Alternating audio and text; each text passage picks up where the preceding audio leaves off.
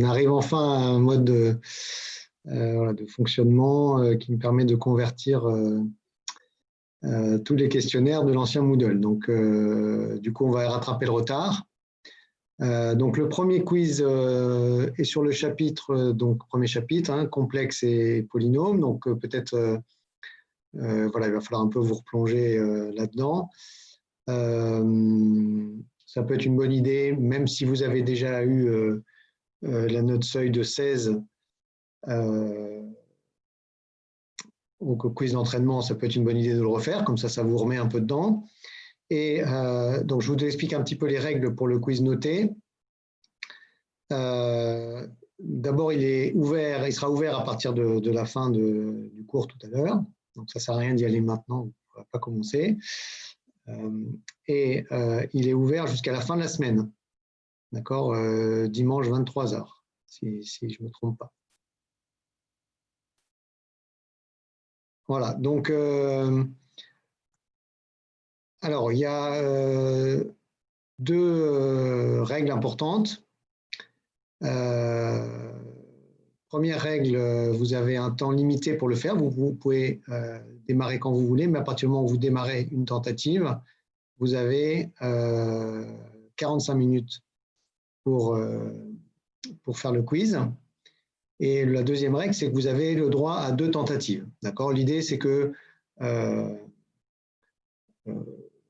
il peut y avoir des questions qui vous surprennent, voilà, ou auxquelles vous croyez être au point, et puis vous vous rendez compte que ce n'est pas le cas. Donc, je veux pas, mon but, hein, ces quiz, ce n'est pas du tout de vous prendre par surprise. Donc, l'idée, voilà, vous avez alors, ne faites pas la première tentative un peu, on va dire, au talent, comme j'entends parfois certains le dire, en se disant, bon, ben, je vais voir si avec le talent ça suffit, et puis si besoin, je travaillerai pour la deuxième. Mettez-vous vraiment dans les conditions voilà, d'être bien préparé dès la première. La deuxième tentative, c'est pour améliorer votre note, puisque c'est la meilleure note des deux qui sera finalement considérée, et éventuellement, donc, justement, pour travailler entre les deux, peut-être des petits points du cours que vous ne maîtrisez pas encore très bien. Voilà, est-ce qu'il y a des questions à propos de ce quiz qui va démarrer? Il y a combien de questions? Alors, ça n'a pas grand sens, hein, parce que selon les questions, alors je précise que les questions sont aléatoires dans des groupes, hein, donc tout le monde a à peu près le même quiz, c'est-à-dire que est évalué exactement sur les mêmes aspects, mais par contre, voilà, il y a des grosses bases de questions, donc vous avez très très peu de chances, si vous faites 2 fois le quiz, de retomber exactement sur la même question. Vous retomberez sur le même type de question, hein. C'est la technique qu'on travaille, évidemment, et pas la valeur précise de la réponse dans un cas particulier. Dans ce quiz-là, dans mon souvenir, il doit y avoir 20 questions, mais de longueur variable, c'est-à-dire qu'entre un vrai-faux sur une question qui va être quasiment une question de cours, et alors, il n'y a pas trop de questions de cours, hein, évidemment, puisque vous êtes chez vous, ça n'a pas grand intérêt, je ne vais pas noter ceux qui sont les plus rapides à dégainer leur cours. Donc, c'est plutôt des techniques, hein, qu'on va vous demander de maîtriser, mais il peut y avoir des calculs très simples, il peut y avoir des raisonnements très simples et des calculs un peu plus. Est-ce qu'il y a d'autres questions? Oui, j'ai une question par rapport au CCC de maths. Je voulais savoir déjà, est-ce qu'il sera en présentiel ou à distanciel, et quel est le programme, si vous savez actuellement? Alors, c'est en train d'être organisé, les CC. Pour l'instant, je n'ai pas plus d'infos, si ce n'est peut-être sur la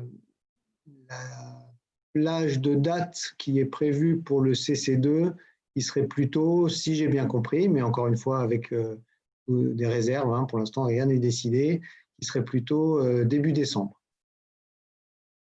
Voilà, donc a priori le CC2, voilà, dès que le créneau sera confirmé en présentiel, évidemment, je vous tiendrai au courant de la date précise et évidemment du programme.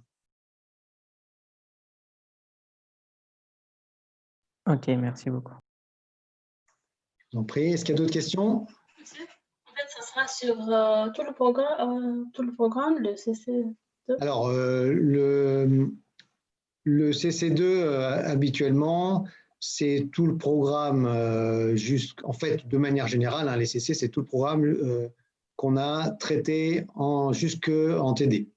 D'accord? Donc, évidemment, ce que vous n'avez pas encore eu le temps de pratiquer en TD, je ne le mets pas dans le programme. D'accord. Et ça sera en présentiel ou à distance? A priori, ça sera en présentiel, comme je vous l'avais potentiellement prédit. Bon, après, voilà, tant que la date n'est pas arrêtée précisément, encore une fois, rien n'est. D'accord. En fait, et pour le quiz noté, il y en a combien de questions dedans? Alors, j'ai déjà répondu tout à l'heure. Désolée, j'étais dans. De 20 questions. D'accord, merci. Monsieur? Oui. Juste du coup, vu que là on a un quiz cette semaine, il y aura aussi un DM ou pas cette semaine? Ah oui, c'est indépendant. Hein. DM et quiz sont pas. C'est pas le même genre d'intérêt, on va dire. Voilà. Donc là, les seules semaines où je vous mets pas de DM, c'est quand vous avez un CC le lundi. Donc c'est arrivé une fois, et donc je ne sais pas si par exemple le prochain CC sera un lundi. Donc on verra comment on fera dans ce cas-là. Donc là, on a une semaine pour débloquer le quiz, si j'ai bien compris. À partir de ce soir, c'est ce que je veux dire. Je ne sais pas ce que vous entendez par débloquer. Parce que pour avoir le quiz noté, on doit avoir plus de 16 sur 20. Oui, alors le quiz, j'espère que le quiz d'entraînement, vous n'avez pas attendu aujourd'hui pour le débloquer. D'accord. Si vous êtes dans ce cas-là, effectivement, c'est urgent de vous y mettre. Ça fait quand même un bon bout de temps que le quiz d'entraînement est en ligne. Mais bon, dans l'hypothèse où vous n'auriez pas encore eu 16 sur 20, oui, vous avez une semaine pour effectivement faire le quiz d'entraînement et avoir au moins 16, et ensuite faire le. Excusez-moi, monsieur. Pardon, désolé. Oui, allez-y. Je voulais savoir quand est-ce qu'on va voir les notes du DM.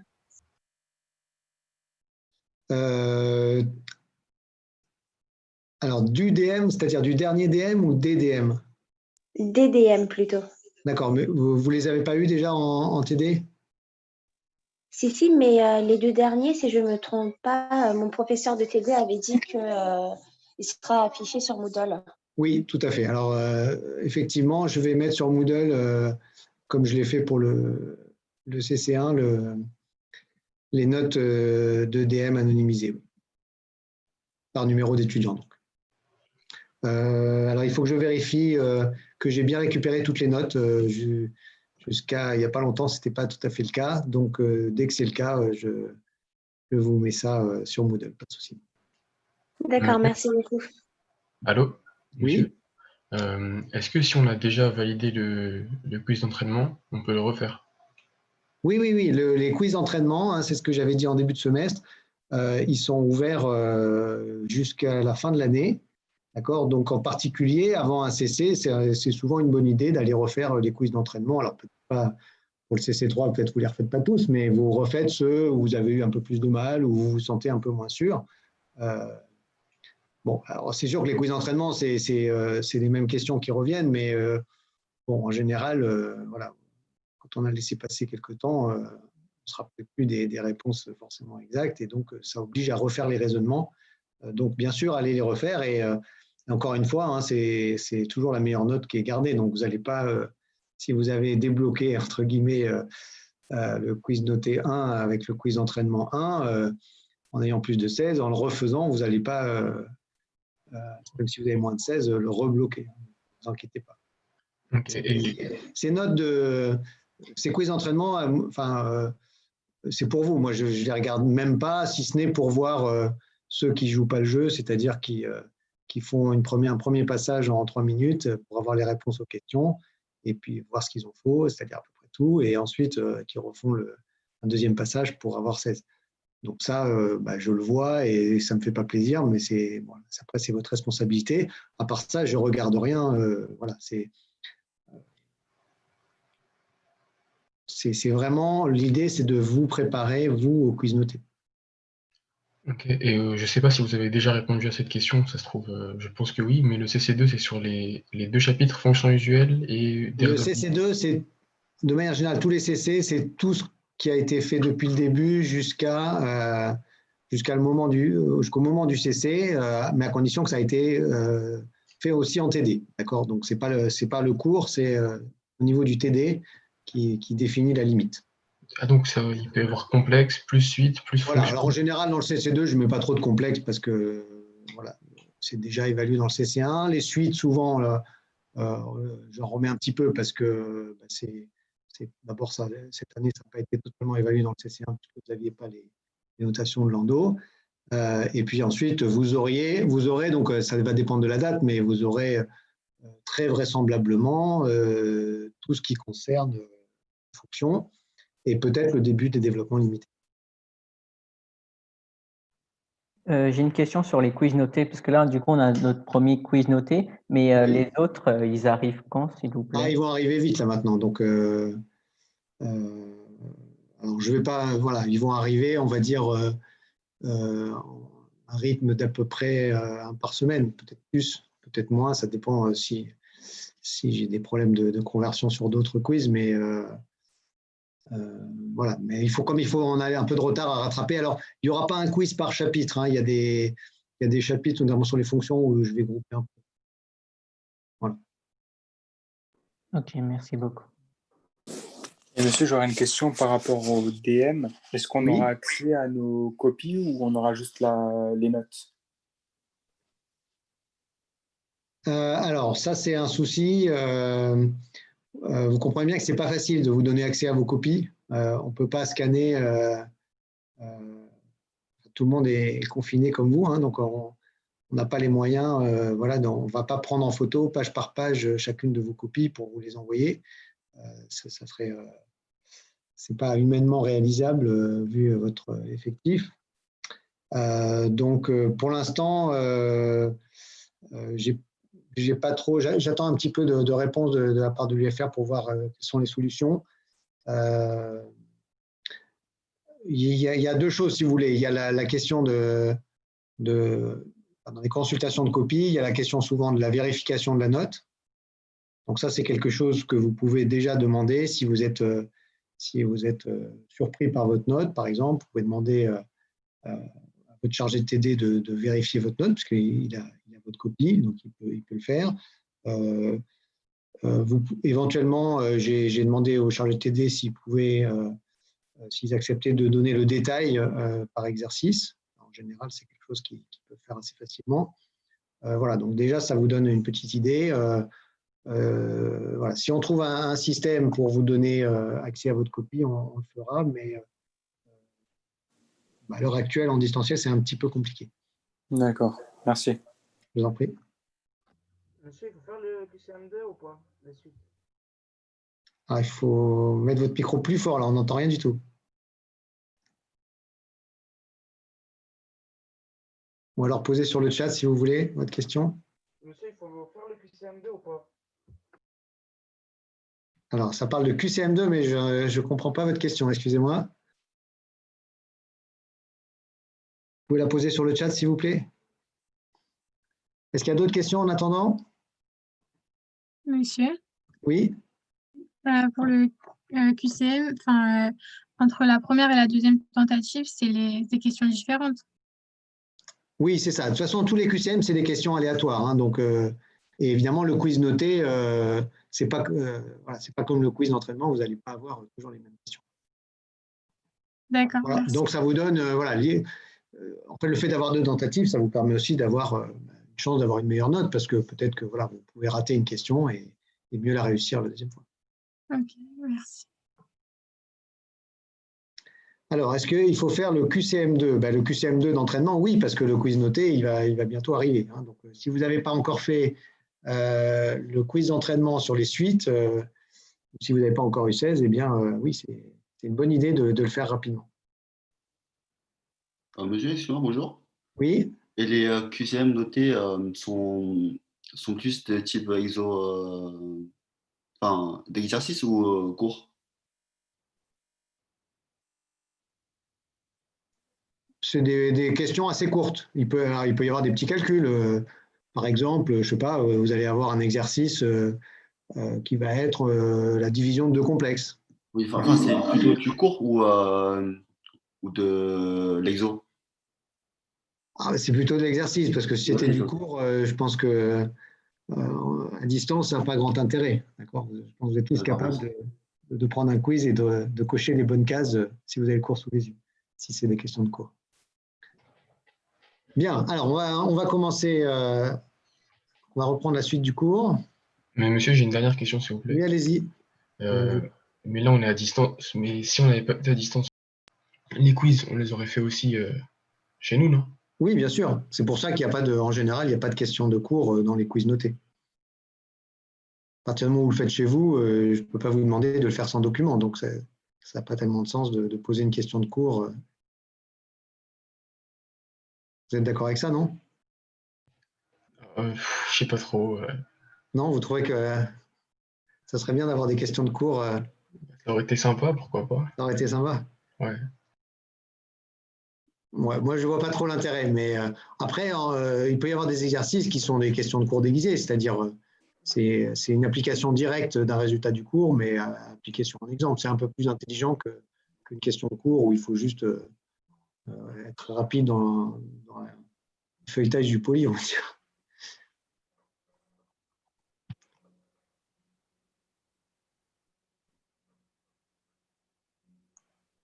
Ok, alors, je vais essayer de partager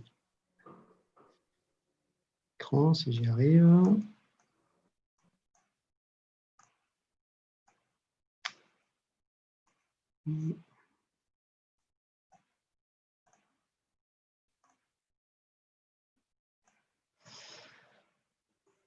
Alors, pas réellement marché.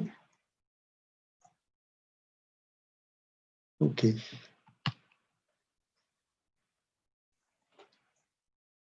Voilà, donc on reprend le chapitre sur les fonctions usuelles. Donc on avait parlé de la fonction logarithme. Je vous rappelle, on avait terminé par ces petits exercices. Voilà, je ne sais pas si on les avait tous corrigés d'ailleurs. On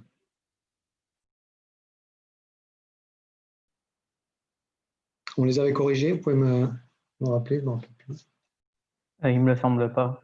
Non, je ne crois pas.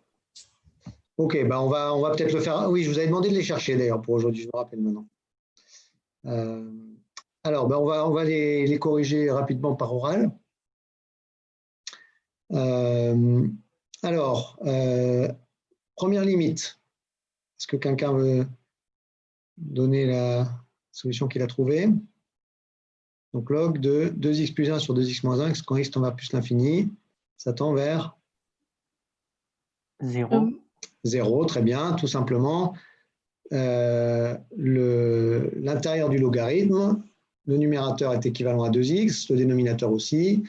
Le rapport est donc équivalent à 1, c'est-à-dire tend vers 1. La limite du logarithme en 1, c'est 0, donc la limite, c'est 0. Deuxième limite, x2 plus 1 sur exponentielle x, dont on prend le logarithme. Qui veut répondre? Moi, j'ai trouvé moins l'infini. Moins l'infini, effectivement. Alors, x2 plus 1 est équivalent, quand x tend vers l'infini, à x2, exponentielle x à lui-même. x2 sur exponentielle x, c'est par croissance comparée l'exponentielle x qui l'emporte. D'accord? Donc, x2 sur exponentielle x, ça tend, quand x tend vers plus l'infini, vers 0, et même vers 0 plus, parce que tout est positif. Et la limite du logarithme en 0 plus, c'est effectivement moins l'infini. Très bien. Troisième limite.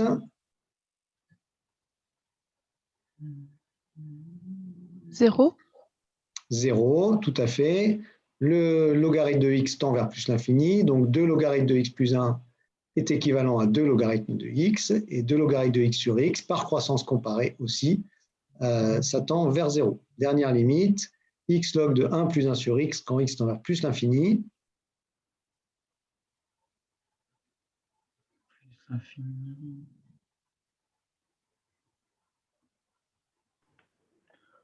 Ça tend vers 0. Vers 0 aussi. Vous êtes sûr? Plus infini, monsieur. Ouais, je dirais. Alors, le x ici tend vers plus l'infini. Le 1 sur x ici tend vers 0. Donc 1 plus 1 sur x tend vers 1. Logarithme de 1, ça fait 0. D'accord? Donc, ici, le deuxième membre tend vers 0. Donc, j'ai une forme indéterminée, plus l'infini fois 0. Donc, il faut que je lève l'indétermination. Pour ça, je peux utiliser quelque chose qu'on a vu 2 slides avant. Quand h tend vers 0, log de 1 plus h, c'est équivalent à h. D'accord? Ici, 1 sur x tend vers 0. Donc, le log de 1 plus 1 sur x est équivalent à 1 sur x. D'accord? Donc, du coup, x fois 1 sur x, ça va tendre vers 1. Et donc, la limite, c'est 1. OK pour tout le monde? Alors, je vais l'écrire, sinon. Merci.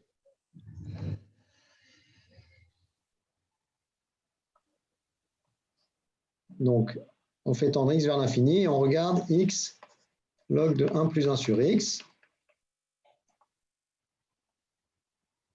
D'accord? Donc, log de 1 plus h est équivalent quand h tend vers 0 à h. Ça, c'est du cours. Donc, log de 1 plus 1 sur x est équivalent quand x tend vers plus l'infini à 1 sur x. D'accord? Je pose h égale 1 sur x. D'accord? Donc, ce terme-là,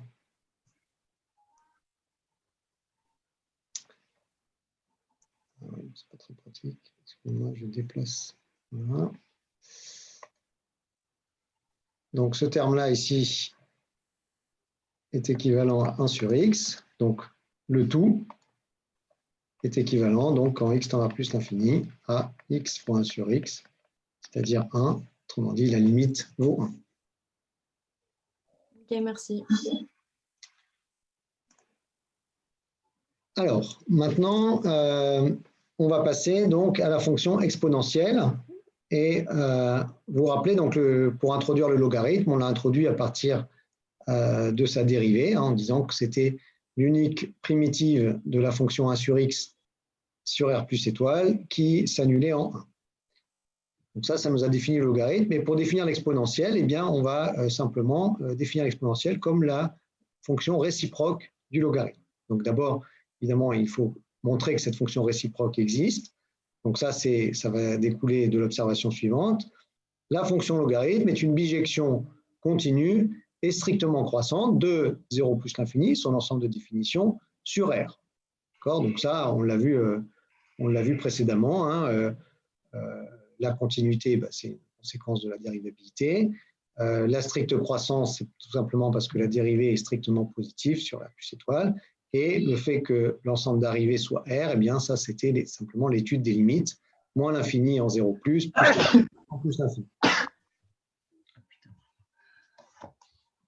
Voilà, alors que nous donne cette observation? Eh bien, quand vous avez une fonction continue et strictement monotone, définie sur un intervalle, eh bien, f réalise une bijection de l'intervalle de départ sur l'image par f de cet intervalle, qui dans le cas du logarithme est r tout entier. D'accord? Puisque l'image de l'intervalle est donnée pour le logarithme par la limite du logarithme en 0 plus, ça donne moins l'infini, et la limite du logarithme en plus l'infini, qui donne plus l'infini. La bijection réciproque du logarithme, qu'on va appeler exponentielle, on va pouvoir en déduire qu'elle est continue, strictement monotone et de même sens de variation que f. Donc, comme le logarithme est strictement croissante, l'exponentielle va être aussi strictement croissante. Voilà, donc ça nous définit donc cette fonction exponentielle. Deux notations pour la fonction exponentielle, soit exp de x, soit une notation qui sera justifiée par des propriétés qu'on va voir juste après, e puissance x. Évidemment, à ce stade-là, E puissance x, c'est complètement formel. Hein. Pour l'instant, je n'ai pas défini fonction puissance pour des arguments réels en haut et en bas. On va y venir dans un instant. Voilà, donc d'après le théorème que je viens de citer, exponentielle est une fonction continue strictement croissante, définie sur R, puisque R c'est l'intervalle d'arrivée du logarithme, ici, et à valeur dans l'intervalle de départ du logarithme, c'est-à-dire 0 plus l'infini ouvert en 0. Comme l'exponentielle est la réciproque du logarithme, quand je compose les deux, dans un sens ou dans l'autre, j'obtiens l'identité de l'ensemble de départ. Donc, si je calcule l'exponentielle de log de x, quand x est dans le domaine du logarithme, c'est-à-dire x strictement positif, je retombe sur x. Quand je calcule le logarithme de l'exponentielle de x, quand x est dans le domaine de l'exponentielle, c'est-à-dire r tout entier, je retombe sur x. Alors, des propriétés maintenant qui vont découler des propriétés qu'on a vues sur le logarithme et qui justifient la notation sous forme de puissance.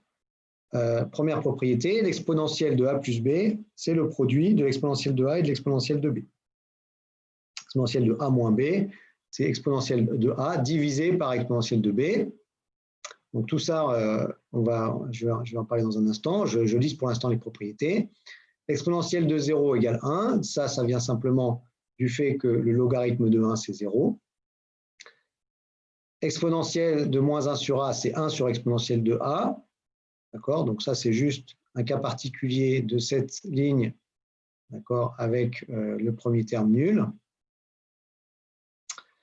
Exponentielle de n fois a, c'est exponentielle de a puissance n. La dérivée de l'exponentielle, c'est l'exponentielle elle-même. Alors, on va commencer par cette dernière propriété. Pourquoi la dérivée de l'exponentielle, c'est elle-même? Là, il nous faut introduire un théorème, que j'aurais pu d'ailleurs introduire au chapitre précédent, qui est un théorème qui nous permet de calculer la dérivée d'une fonction réciproque. D'accord? Donc c'est un théorème important parce que on va s'en servir assez souvent quand on va étudier des fonctions qui seront des bijections et pour lesquelles on va s'intéresser à la fonction réciproque et on va souvent vouloir calculer la dérivée de cette fonction réciproque. Donc, je considère un intervalle i ouvert et une fonction de i dans R, mais je vais considérer que l'ensemble d'arrivées, puisque je m'intéresse à la bijection donnée par f, donc je vais la restreindre à l'arrivée à exactement l'image par f de i que je vais noter j. Je suppose que cette fonction est dérivable et que la dérivée reste de signe constant et ne s'annule pas.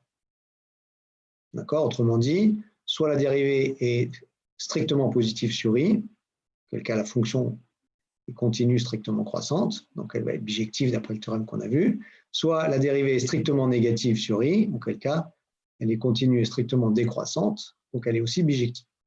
Donc dans les deux cas, ça on le savait déjà, la fonction est bijective et strictement monotone, mais ce qui est nouveau, c'est que maintenant sa fonction réciproque, f-1, qui est définie, je vous rappelle, de f de i dans i, c'est-à-dire de j dans i, ce théorème nous annonce qu'elle est dérivable et nous donne un moyen de calculer sa dérivée.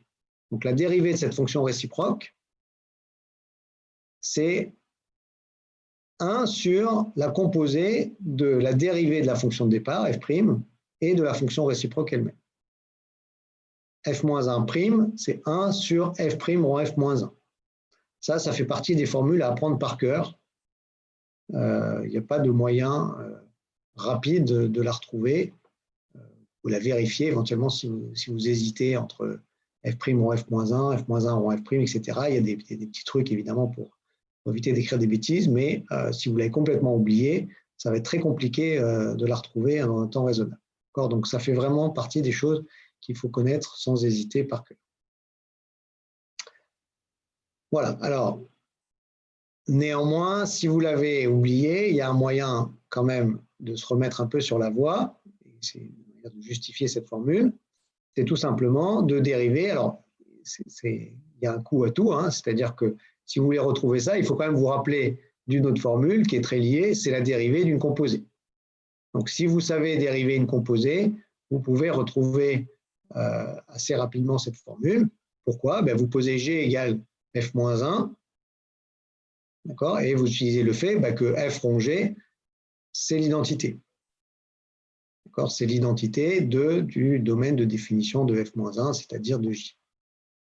Donc, pour tout x dans J, j'ai F rond G de x égale x, et je peux dériver évidemment cette relation par rapport à x. Donc, la dérivée de F rond G en x, c'est F' rond G fois G' en x. Donc, F' de G de x fois G' de x. Et ça, évidemment, comme à droite, c'est la dérivée de la fonction qui a x associé x, c'est égal à 1. Donc, G' de x, je vous rappelle que G, c'est cette fonction-là, G', c'est bien 1 sur ce terme-là, c'est-à-dire F' rond G. F' de G de x. Voilà, alors dans le cas du logarithme et de l'exponentielle, si je pars par exemple du fait que le logarithme de l'exponentielle de x c'est x et que je dérive, donc la dérivée de la composée, ça fait sortir la dérivée du logarithme, calculée en exponentielle x, multipliée par la dérivée d'exponentielle en x, et tout ça, ça fait 1. Donc, exponentielle prime de x, c'est 1 sur ce terme-là, 1 sur ln prime de exponentielle x, ln prime de y, c'est 1 sur y, donc tout ça, ça fait 1 sur exponentielle x, donc 1 sur exponentielle x, ça fait exponentielle de x. Voilà, là je l'ai retrouvé à partir de cette dérivation de la composée, mais évidemment j'aurais pu aller plus vite en appliquant directement cette formule, à la fonction logarithme.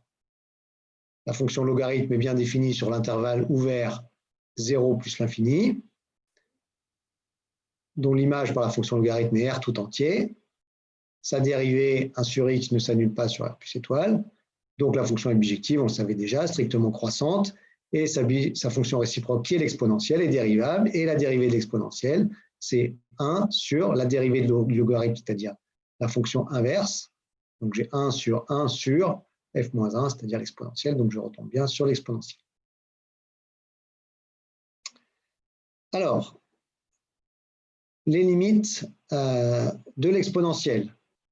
Les limites de l'exponentielle, en fait, elles viennent directement des limites du logarithme. Donc, pour faire tendre le logarithme vers moins l'infini, je dois faire tendre la variable vers 0 plus. Donc, si j'inverse c'est la variable de départ et d'arrivée, ça veut dire que quand je fais tendre x vers moins l'infini, l'exponentielle x, du coup, va tendre vers 0 plus, en particulier vers 0. De même, quand je fais tendre la variable vers plus l'infini, le logarithme tend vers plus l'infini. Donc, si j'inverse, quand je fais tendre x vers plus l'infini, l'exponentielle tend aussi vers plus l'infini. Alors, tout ça, ça va se voir de manière évidente sur le graphe de la fonction logarithme et de la fonction exponentielle qu'on va voir dans une minute. Peut-être une propriété un peu moins évidente, la limite quand x tend vers 0 de exponentielle x moins 1 sur x.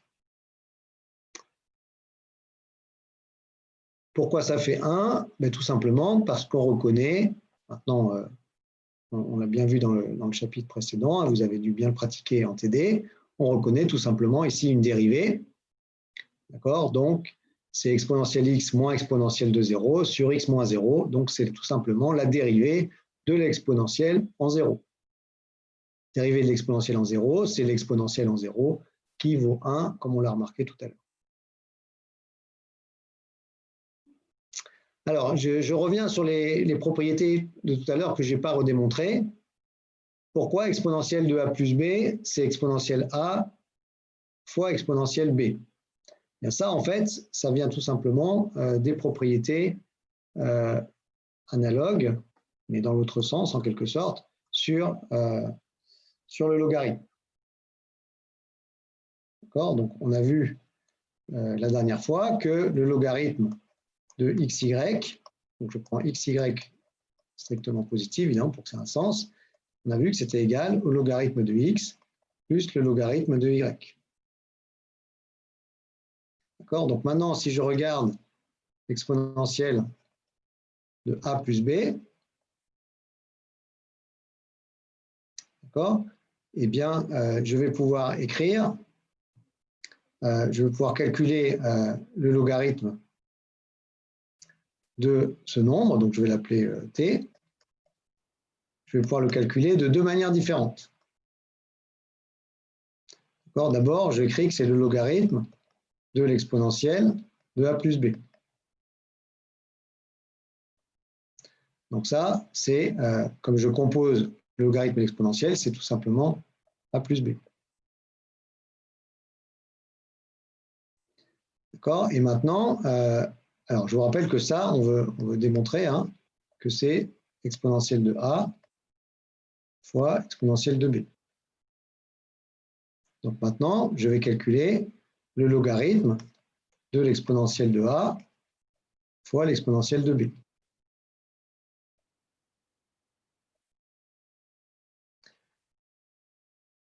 C'est le logarithme d'un produit, donc je sais que ça fait la somme des logarithmes, donc ça fait le logarithme de l'exponentielle de a plus le logarithme de l'exponentielle de b, et encore une fois, le logarithme d'une exponentielle, ça fait l'identité, donc ça fait tout simplement a plus b. Ces deux choses étant égales, évidemment, ces deux-là le sont aussi. Donc t et exponentielle de a fois exponentielle b ont le même logarithme. Comme la fonction logarithme est bijective, j'en déduis que t est égal à exponentielle de a fois exponentielle de b. Et je vous rappelle que t, c'était exponentielle de a plus b au départ. Voilà. Donc en fait, ce qu'on voit, c'est que cette propriété ici, elle vient directement de la propriété réciproque sur le logarithme. Un logarithme transforme les produits en somme, donc une exponentielle va transformer, qui est la réciproque du logarithme, va transformer des sommes en produits. Une manière simple de voir, c'est si j'applique la fonction exponentielle de chaque côté, là je vais trouver exponentielle de log de x fois, exponentielle de log de x plus log de y, l'exponentielle d'une somme, et à droite, de l'autre côté, je vais trouver exponentielle de log de xy, c'est-à-dire xy. Et évidemment, xy, c'est aussi exponentielle de log de x fois exponentielle de log de y. Une autre manière de l'écrire. Voilà, donc là, je ne vais pas montrer toutes les propriétés comme ça, c'était simplement pour vous montrer la manière dont ça fonctionnait. Ensuite, c'est assez simple à vrai dire, puisque pour la deuxième propriété, il suffit de changer tout simplement b en moins b, d'accord, et de remarquer évidemment que exponentielle de moins b, en fait ce qui est là, ou exponentielle de moins a si on préfère, c'est 1 sur exponentielle de a, d'accord, ça vient tout simplement de cette ligne-là en prenant b égale moins a.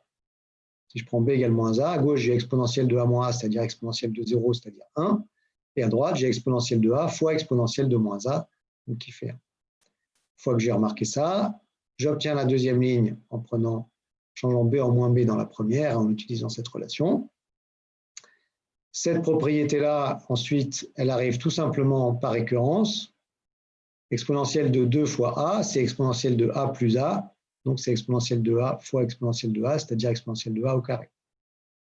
De manière générale, exponentielle de n plus 1 fois a, c'est exponentielle de n fois a plus a, c'est-à-dire exponentielle de n fois a fois exponentielle de a. Exponentielle de n fois a par hypothèse de récurrence, c'est exponentielle de a puissance n, que je remultiplie par exponentielle de a, donc ça fait exponentielle de a puissance n plus 1, j'ai bien hérédité. Évidemment, pour n égale 0, à gauche, j'ai exponentielle de 0 qui vaut 1, à droite, j'ai un nombre puissance 0 qui, par convention, vaut 1 aussi. Voilà, donc on a terminé avec ces propriétés de départ. Alors, petit exercice, montrer que la fonction qui a x associé exponentielle moins 1 sur x si x strictement positif, 0 sinon, puisque évidemment cette fonction n'est pas définie en 0, est continue et dérivable de dérivée continue. Voilà, je vous laisse faire cet exercice chez vous. On pourra le corriger la prochaine fois si vous le souhaitez. Ce n'est pas très compliqué, hein, c'est tout simplement, là, on a tout simplement besoin, alors pour x strictement positif, bien, on dérive une fonction composée, donc on n'a pas de souci. Évidemment, pour ce qui est de la continuité et de la dérivabilité en zéro, d'accord, évidemment, il faut revenir à la définition. La continuité, ça va venir simplement du fait que quand x tend vers 0 plus 1 sur x tend vers plus l'infini, moins 1 sur x tend vers moins l'infini, donc on va trouver la limite de l'exponentielle en moins l'infini, ça fait bien 0. Et pour la dérivabilité, eh bien, on va former le taux d'accroissement exponentielle moins 1 sur x moins 0 sur x moins 0, et là, ça va être une conséquence des croissances comparées des fonctions exponentielle moins 1 sur x et x, ou après changement de variable, exponentielle moins y et 1 sur y.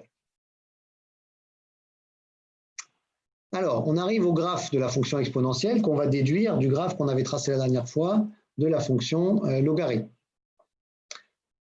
Alors, comment on passe du graphe d'une fonction au graphe de sa fonction réciproque? Donc, c'est quelque chose qu'on va faire plusieurs fois dans ce chapitre, puisqu'on va étudier ensuite les fonctions réciproques, des fonctions trigonométriques et des fonctions hyperboliques. Alors, je vous rappelle que si f est bijective, quand je compose f et sa réciproque d'un côté ou de l'autre, je retombe toujours sur l'identité. D'accord? Donc, ça veut dire quoi? Ça veut dire que quand j'ai y égale f de x, si je compose, si j'applique la fonction f-1 de chaque côté, d'accord? Ici, je vais trouver f-1 de y, et f-1 de f de x, ça va me donner x. D'accord? Donc, ça marche dans les deux sens. À partir de ça, j'obtiens ça. À partir de ça, j'obtiens ça. Donc, il y a équivalence exacte entre ces deux égalités. Donc, ça veut dire quoi? Eh bien, ça veut dire que si y égale f de x, autrement dit, si xy est un point du graphe de la fonction f, eh bien, le point d'abscisse y est d'ordonnée x, donc c'est un point en un sens où j'ai inversé l'abscisse et l'ordonnée, du coup, devient un point du graphe de f-1. D'accord? Puisque ce que dit cette équivalence, hein, c'est que y égale f de x, c'est la même chose que x égale f-1 de y. Donc, quand j'échange des variables, je passe en fait de f à f-1. Voilà. Donc, concrètement, pour obtenir le graphe d'une fonction réciproque à partir de la fonction du graphe de la fonction de départ, eh bien, il suffit en fait que j'échange les axes des abscisses et des ordonnées. Alors, échanger les axes, ce n'est pas forcément très facile. Donc, ce qu'on fait en pratique, c'est qu'on symétrise la figure par rapport à ce qu'on appelle la première bissectrice, c'est-à-dire la droite d'équation y égale x.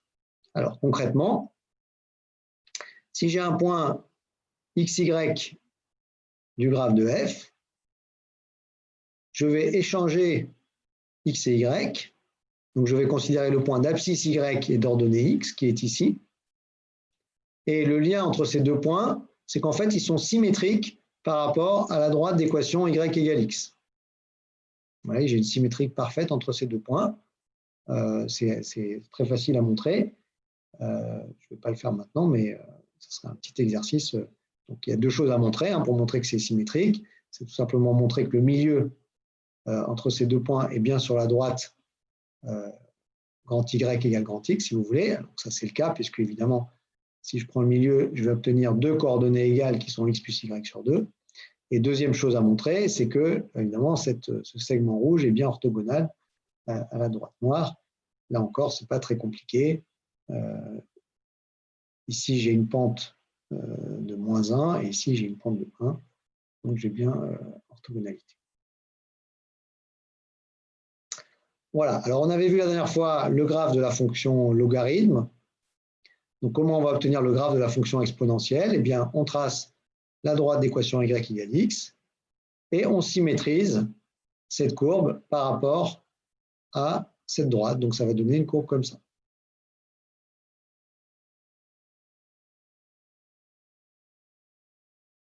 Alors, là, je ne peux pas le faire avec mon écran, mais quand vous avez une feuille de papier, il y a un moyen plus simple, c'est tout simplement de de faire l'échange physique des axes X et Y, c'est-à-dire de retourner la feuille de papier et de regarder par transparence X fonction de Y. D'accord? Donc, si vous prenez la feuille et que vous la regardez retourner, d'accord? Donc, avec les axes X et Y tracés sur le dos de la feuille, mais que vous arrivez à voir par transparence, et X qui pointe vers le haut et Y qui pointe vers la droite, eh bien, vous voyez apparaître directement le graphe de la fonction réciproque.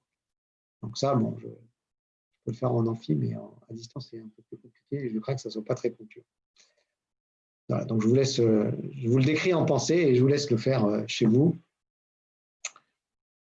C'est une bonne manière de visualiser le graphe d'une fonction réciproque. Alors, à partir de cette fonction exponentielle, on va maintenant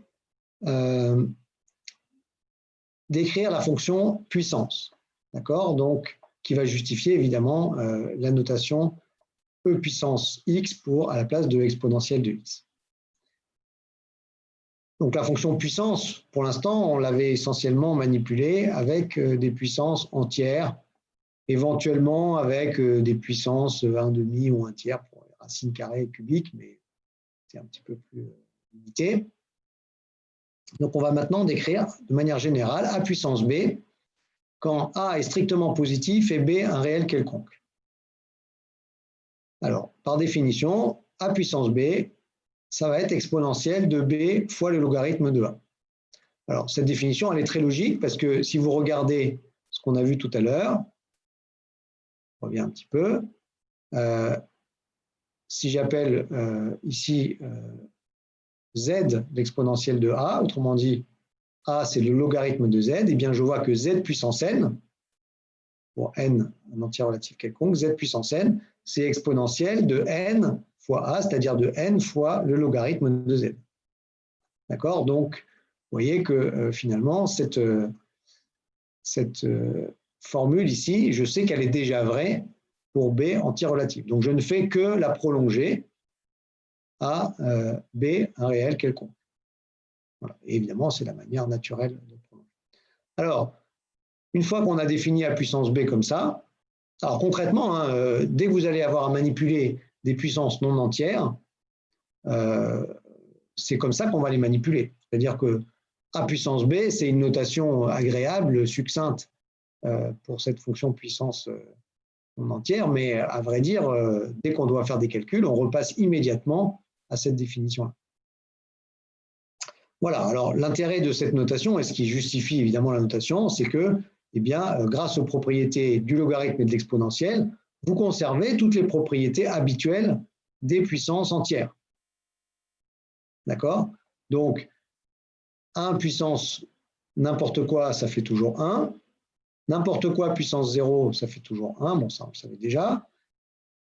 Un même nombre à la puissance b fois ce même nombre puissance c, c'est le nombre de départ puissance b plus c.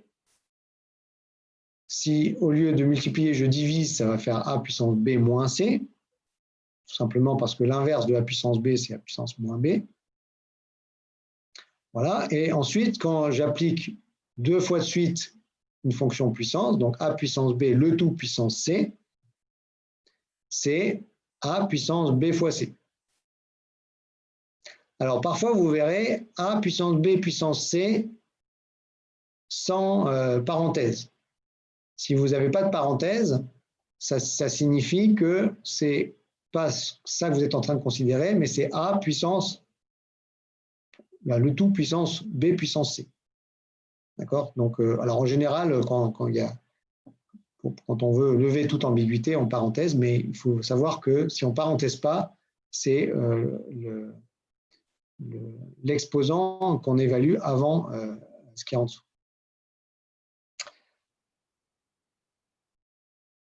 Voilà, a puissance b fois c puissance b. Donc là, par rapport à ça, attention, hein, ce n'est pas la même chose. Ici, c'est le même nombre que vous élevez à 2 puissances différentes et vous faites le produit. Là, c'est 2 nombres différents que vous élevez à la même puissance. Donc à ce moment-là, a fois c puissance b. Bon, toutes ces règles-là, hein, vous les connaissez déjà pour des puissances entières, donc il n'y a rien de fondamentalement nouveau. Et a puissance b sur c puissance b, évidemment, a sur c à la puissance b.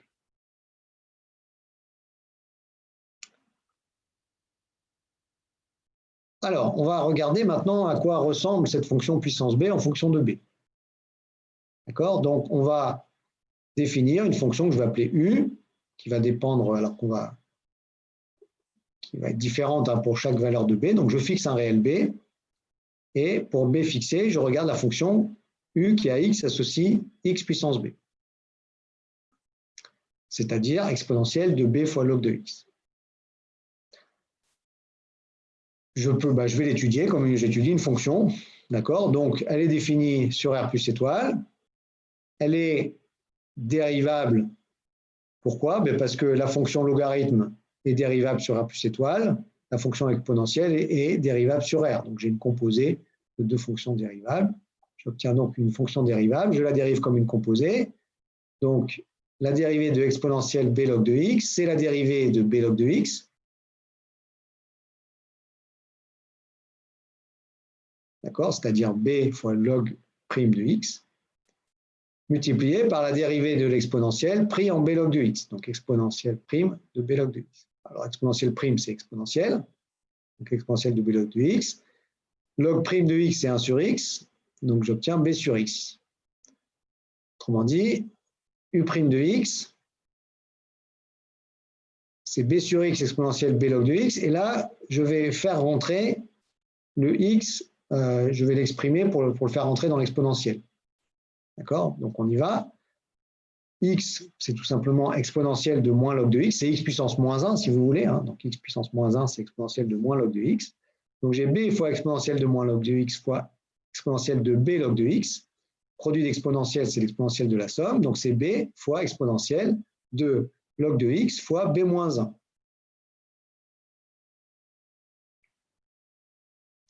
Autrement dit, maintenant, je reconnais ici exponentielle de a fois log de b, c'est tout simplement, disons, a fois log de c, parce que j'ai déjà des b, a fois log de c, c'est c puissance a. Donc ici, j'ai x puissance b moins 1. Et évidemment, le b qui est toujours 2. Donc voilà la dérivée de x puissance b. Alors, évidemment, c'est comme ça qu'on justifie le calcul, mais il n'y a rien de surprenant à ce calcul, puisque c'est exactement le même calcul que pour des entiers. D'accord? Quand vous dérivez x puissance 5, vous savez que ça fait 5 fois x puissance 4. On dit c'est l'exposant fois x puissance 1 grandement. C'est exactement la même formule que pour les puissances entières que vous connaissiez déjà. Alors maintenant, il faut discuter. Évidemment, parce qu'on va discuter du signe de U'. Premier cas, B est strictement positif. À ce moment-là, le B qui est devant est positif, l'exponentielle est toujours positive, tout est strictement positif, donc la dérivée est strictement positive. Donc la fonction U est strictement croissante. Strictement croissante, continue, donc elle va être bijective de son domaine de définition R plus étoile vers son image. Donc je calcule l'image. Autrement dit, je calcule la limite de la fonction U en 0, la limite en plus l'infini. En plus l'infini, B log de x tend vers plus l'infini, parce que B est positive et log de x tend vers plus l'infini. Comme B log de x tend vers plus l'infini, l'exponentielle de B log de x tend aussi vers plus l'infini. Donc la fonction tend vers plus l'infini en plus l'infini. En 0, B log de x tend cette fois-ci vers moins l'infini, puisque B est positive et log de x tend vers moins l'infini en 0 plus. Donc, exponentielle de moins l'infini, ça va tendre vers 0. Donc, pour B strictement positive, la fonction puissance B est une bijection strictement croissante de R plus étoile vers l'image par R plus étoile, c'est-à-dire R plus étoile également. On peut la prolonger néanmoins par continuité en 0, puisque sa limite en 0 est nulle. Donc, on peut poser U de 0 égale 0, c'est-à-dire, je pose ici tout simplement 0 puissance B égale 0, ce qui évidemment est le prolongement habituel, mais attention, hein, quand j'écris ça, c'est clairement pas cette formule-là que j'utilise, puisque ça n'a pas de sens d'écrire log de 0. Voilà, alors il y a un sous-cas, évidemment, au cas B positif, c'est quand en plus B est strictement plus grand que 1.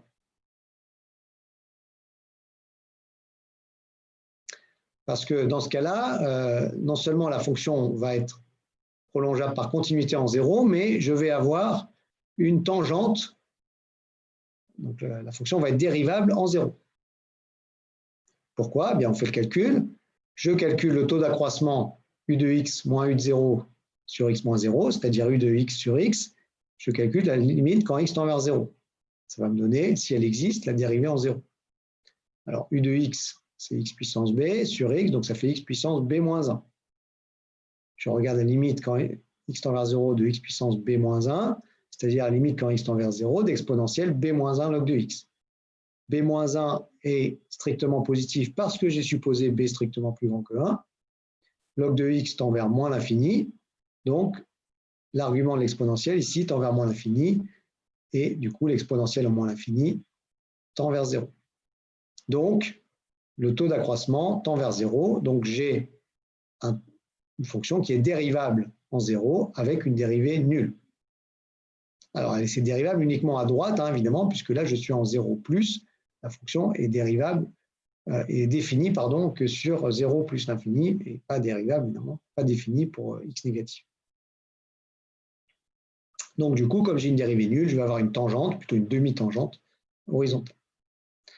Si B est strictement compris entre 0 et 1, qui est le deuxième sous-cas, hein, puisque associé à cette condition-là, eh bien à ce moment-là, ce rapport ici, donc je fais exactement le même calcul, mais cette fois-ci, B-1 est négatif, comme log de x tend vers moins l'infini, cette quantité tend vers plus l'infini, donc exponentielle en plus l'infini, ça tend vers plus l'infini. Le taux d'accroissement tend vers plus l'infini, donc là, j'ai une tangente, mais la fonction n'est pas dérivable, puisque la pente de la tangente est égale à plus l'infini en quelque sorte, c'est-à-dire j'ai une tangente qui est verticale. Dernier cas à voir, puisqu'on a fait le cas B positif, maintenant le cas B négatif, c'est le même calcul, hein, U' de x égale B exponentielle de B moins 1 log de x, mais cette fois-ci, B moins 1 ici est négatif, B ici est négatif, excusez-moi, l'exponentielle est toujours positive, hein. Donc la dérivée est négative, la fonction est strictement décroissante. Les limites aux bornes, en plus l'infini, b log de x va tendre vers moins l'infini. Pourquoi? Parce que log de x tend vers plus l'infini, mais b est strictement négatif.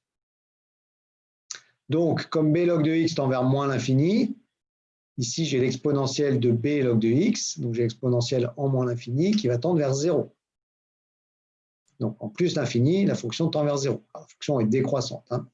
Et en 0 plus, b log de x, cette fois-ci, va tendre vers plus l'infini, parce que le logarithme tend vers moins l'infini, mais b est négatif. Donc, b log de x tendant vers plus l'infini, l'exponentielle en plus l'infini tend vers plus l'infini, donc la limite de la fonction en 0 plus, c'est plus l'infini. Cas très particulier qu'on n'a pas encore considéré, le cas b égale 0, la fonction puissance 0, elle est constante de valeur 1, donc c'est assez simple à tracer. Traçons maintenant le graphe de ces différentes fonctions. Premier sous-cas, b strictement plus grand que 1. Comme on l'a vu, la fonction est strictement croissante avec une tangente horizontale en 0. Exemple typique, la fonction x2, x au carré.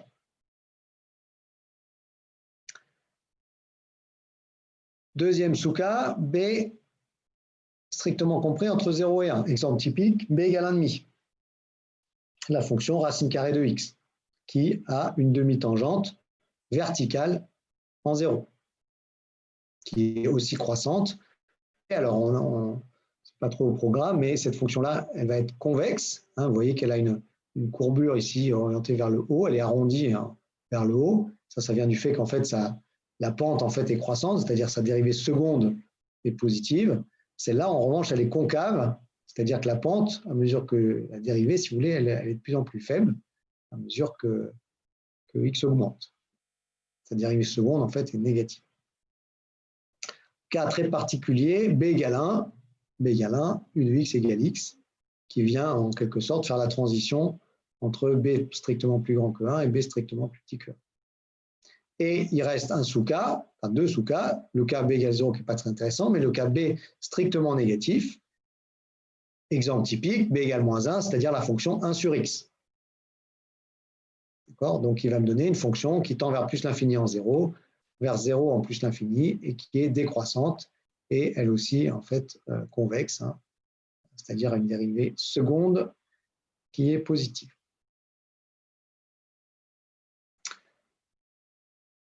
Petit exercice pour pratiquer tout ça, associer à chacune des équations suivantes l'une des courbes de la figure que vous voyez apparaître.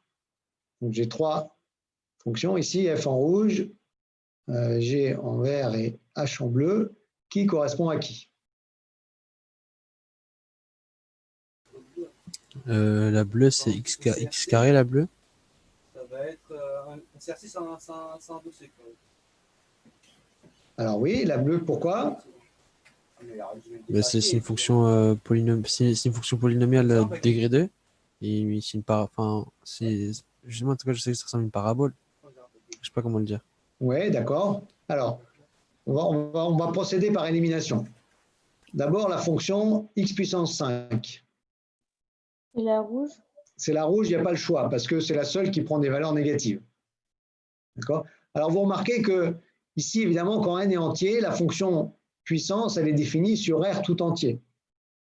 D'accord? Donc, l'étude que j'ai faite juste avant, elle se limite à R+, d'accord? Parce que je veux pouvoir définir la fonction puissance pour n'importe quelle puissance réelle. Mais il y a des puissances particulières, en particulier les puissances entières, pour lesquelles le domaine de définition naturelle de la fonction puissance, c'est pas R plus étoile, mais c'est plus gros. On l'a vu déjà quand B est plus grand que 1, qu'on pouvait prolonger par continuité en 0, mais de manière générale, quand B est entier, soit B est négatif, et à ce moment-là, le domaine naturel, c'est R étoile, il n'y a que en 0 que ce n'est pas défini, exemple 1 sur x, qui est défini sur R étoile, soit B est positif et entier, à ce moment-là, le domaine, c'est R tout entier. Il y a un autre exemple dans lequel, de puissance dans lequel on peut définir, on peut étendre la fonction puissance à un domaine plus large, c'est par exemple la puissance 1 tiers. Pourquoi? Parce que la puissance 1 tiers, en fait, on peut la définir de manière assez naturelle comme la réciproque de la fonction puissance 3. Puissance 1 tiers, en fait, c'est la fonction racine cubique. La fonction racine cubique, on peut la définir naturellement sur R tout entier comme la fonction réciproque de la fonction bijective qui est à x associe x3 sur R. Voilà. Bon, c'est un point de détail, hein, mais c'est quand même important d'avoir à l'esprit que ces fonctions puissance, a priori, on les définit sur R plus étoile, mais il y a des cas où naturellement elles sont définies comme ici sur R tout entier. Donc, x puissance 5, c'est la courbe rouge, et ensuite j'ai x puissance 2, x puissance 8. D'accord? Alors, comment je fais la différence entre les deux? Eh bien, tout simplement en remarquant que la fonction x puissance 8 est plus plate en 0, hein, tout simplement parce que non seulement sa dérivée première qui est nulle en 0, mais ses dérivées seconde, troisième, etc. Donc, ici, on verra dans le chapitre suivant avec le développement limité, j'ai une très bonne approximation par 0, bien meilleure que pour la courbe y égale x2. Une autre manière de le voir, hein, c'est que le point ici de contact, c'est clairement le point d'abscisse x égale 1, hein, c'est évidemment le point où toutes les fonctions puissance se rejoignent. Et évidemment, sur 0,1, la fonction x puissance 8, elle est en dessous de la fonction x carré. En revanche, au-delà de 1, la fonction x puissance 8, elle est au-dessus. Donc, c'est bien la courbe verte qui correspond à la fonction x puissance 8, et la courbe bleue qui est la parabole, effectivement, x carré. Alors, maintenant, vous voyez dans cette fonction puissance B, la puissance est fixée et c'est la variable qu'on fait varier. Donc maintenant, on va faire le contraire. D'accord? On va considérer ce qu'on appelle l'exponentielle de base A. Donc maintenant, la variable va être l'exposant et un cas particulier va être le cas où je prends ici E. D'accord? Donc E, c'est la base du logarithme népérien, hein, c'est-à-dire l'unique réel dont le logarithme vaut 1, à peu près 2,718. Donc, pour a égale E, je vais avoir la fonction exponentielle, E puissance x. Ça se voit immédiatement, hein, parce que a puissance x, par définition, c'est exponentielle de x fois le logarithme de a. Et si je prends a dont le logarithme vaut 1, ben je retombe évidemment sur exponentielle de x. D'où la définition de E. Mais je peux regarder une fonction plus générale que l'exponentielle, la fonction donc E puissance x, c'est la fonction a puissance x avec a n'importe quel réel strictement positif. On va voir que là, c'est assez simple. En fait, essentiellement, toutes les fonctions à puissance x vont avoir des comportements similaires à ceux de l'exponentielle, en tout cas pour a plus grand que 1. Alors, donc cette fonction exponentielle de base a, je vais l'étudier comme je l'ai fait tout à l'heure pour la fonction puissance b. Je calcule sa dérivée. Alors, la fonction est dérivable. Pourquoi? Bien parce que ici, la fonction x fois log de a, c'est x fois une constante, évidemment, c'est dérivable sur R, et l'exponentielle est dérivable. Donc, par composition, v est dérivable. Sa dérivée, c'est la dérivée de ce que j'ai à l'intérieur. Donc, ça me fait juste log de a, la constante qui est devant x, multiplié par la dérivée de l'exponentielle, c'est-à-dire elle-même, en x log de a. Donc, log de a fois a puissance x. D'accord? Je retrouve en particulier que si a égale E, comme log de a égale 1, la dérivée de E puissance x, c'est E puissance x, ça je le savais déjà. Alors, premier sous-cas, donc là, premier cas, en fait, il y a deux cas. Si a est strictement plus grand que 1, à ce moment-là, la dérivée ici va être positive. D'accord? Donc la fonction est strictement croissante, donc essentiellement, on va se comporter comme l'exponentielle. En plus l'infini, elle va tendre vers plus l'infini. Et en moins l'infini, elle va tendre vers 0. Si a est strictement plus petit que 1, en revanche, c'est le contraire. C'est comme si on faisait un miroir, en quelque sorte, de l'exponentielle par rapport à l'axe des ordonnées. Donc, j'ai changé, en quelque sorte, les x positifs et les x négatifs.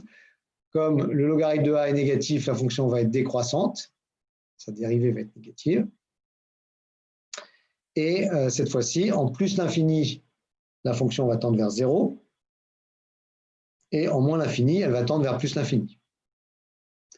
Donc, les graphes sont assez simples.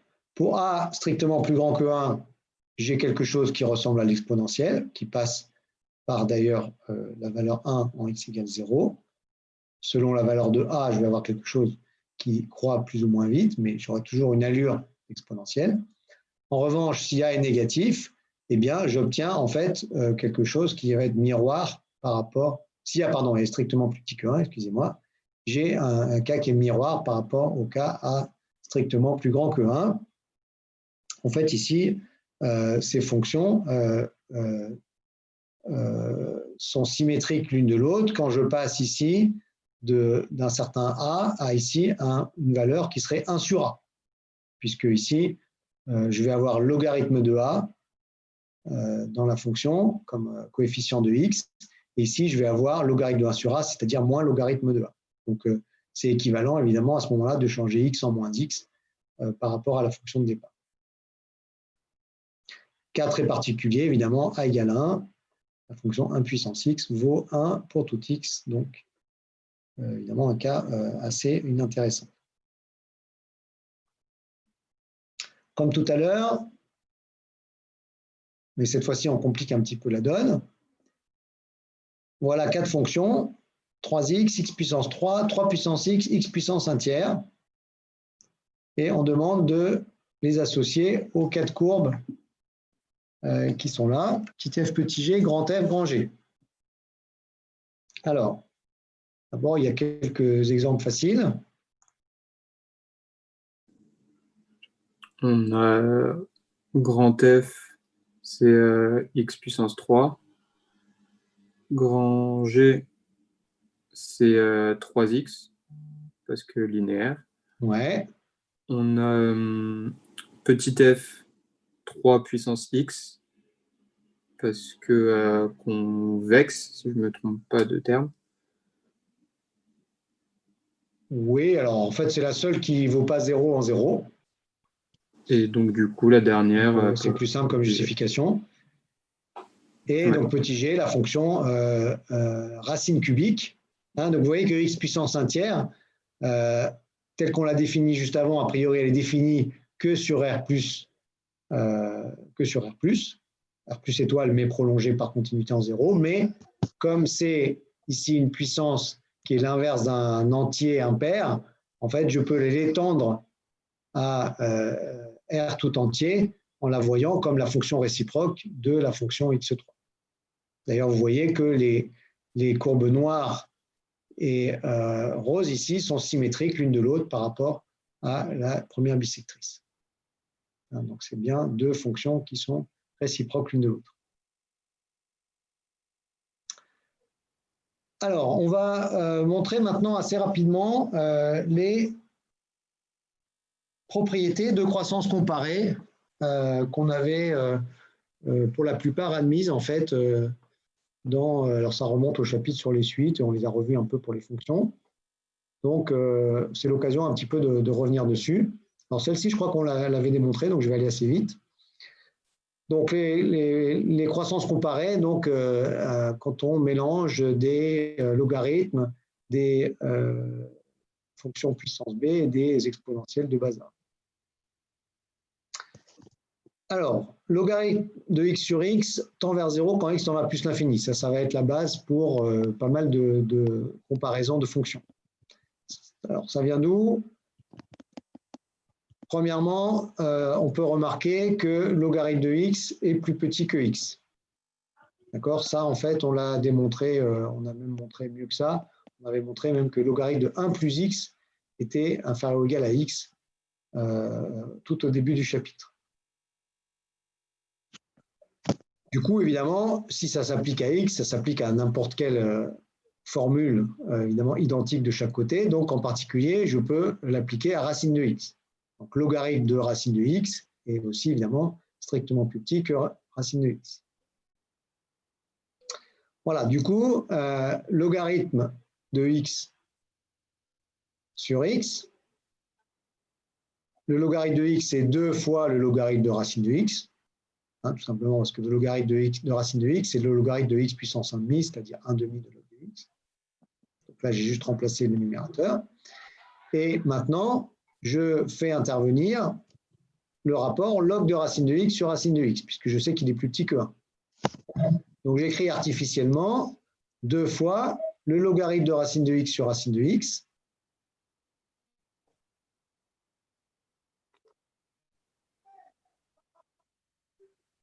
Et évidemment, comme j'ai rajouté un racine de x au dénominateur, je m'empresse de le remettre au numérateur. Donc j'ai racine de x sur x que je simplifie en 1 sur racine de x. Ou si vous préférez, je décompose ici le x en racine de x fois racine de x.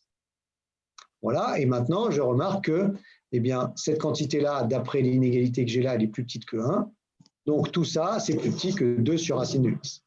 Et là, ça me permet de conclure, puisque 2 sur racine de x, comme racine de x tend vers plus l'infini, quand x tend vers plus l'infini, ça tend vers 0. D'accord? Donc, j'ai majoré cette quantité positive par quelque chose qui tend vers 0. Donc, la limite, par le théorème des gendarmes, c'est 0.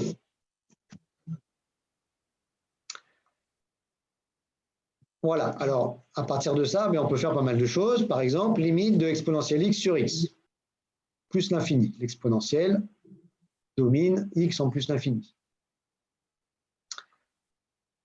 Posons u de x égale exponentielle x, je sais évidemment que la limite en plus l'infini de u, c'est plus l'infini. J'utilise maintenant l'inégalité que j'ai montrée juste avant. Limite de logarithme de y, on va dire, sur y, quand y tend vers l'infini, c'est 0. Je remplace ce y par u de x, qui tend bien vers plus l'infini. Donc la limite de logarithme de u de x sur u de x, quand x tend vers plus l'infini, ce qui fait tendre u de x vers plus l'infini aussi, ça tend vers 0. Maintenant, je remplace u de x et exponentielle x. Donc, j'ai le logarithme de exponentielle x qui va me donner x et l'exponentielle x qui ne bouge pas. Donc, x sur exponentielle x, ça tend vers 0 plus, hein, puisque tout est positif.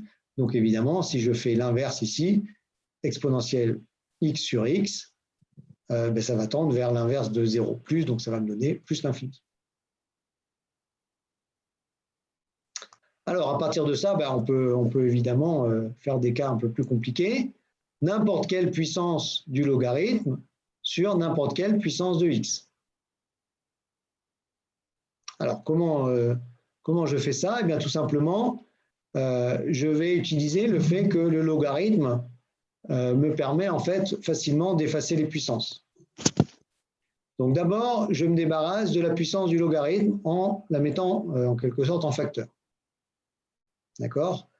De toute façon, j'ai déjà une puissance de a, donc je suis prêt à changer cette puissance, pas très grave. Donc je dis que c'est logarithme de x sur x puissance a sur b, le tout puissance b. Effectivement, quand je développe, ça fait bien au numérateur log de x puissance b, au dénominateur x puissance a sur b puissance b, c'est-à-dire x puissance a sur b fois b, c'est-à-dire x puissance a. Maintenant, le logarithme de x, je vais l'écrire comme le logarithme de x puissance a sur b, pour avoir le même terme qu'ici. Évidemment, ce n'est pas égal. Quand je fais le logarithme de x puissance a sur b, ça fait a sur b fois log de x. Donc, pour que ça soit égal, je multiplie par b sur a. Et ça va juste faire une constante. Ça ne va pas, évidemment, changer la nature de la limite. Je sors la constante. B sur a puissance b. Donc, il sort ici, et il me reste logarithme de x puissance a sur b sur x puissance a sur b, le tout puissance b. Et maintenant, je vois qu'ici, je suis ramené à quelque chose qui est log de y sur y, que j'ai étudié tout à l'heure. D'accord? Donc, je vais poser u de x égale x puissance a sur b.